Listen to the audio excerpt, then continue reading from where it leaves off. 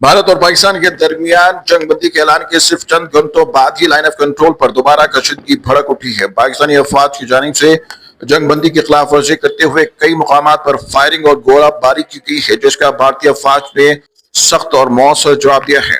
بھارتی فوجی درمیان نے کہا کہ پاکستانی حملے کو ناکام بنا دیے گئے ہیں اور ہمارے افواج ہر جارحیت کا منہ توڑ جواب دینے کے لیے مکمل طور پر چوکس ہے۔ اس صورتحال پر جموں کشمیر کے وزیر اعلیٰ عبداللہ نے بھی اپنا ردعمل ظاہر کیا۔ انہوں نے ایک ٹویٹ میں کہا کہ کوئی جنگ بندی نہیں، سری نگر کے وسط میں فضائی دفاعی یونٹس نے فائرنگ شروع کر دی ہے۔ ان کا اعلان اس بات کا ثبوت ہے کہ جنگ بندی محض کاغذی وعدہ بن کر رہ گئی ہے، جبکہ زمینی صورتحال ہنوز کشیدہ ہے۔ جنگ بندی کے چند گھنٹوں کے اندر دوبارہ جھڑپوں سے امن کی کوششوں کو شدید دھچکا لگا ہے۔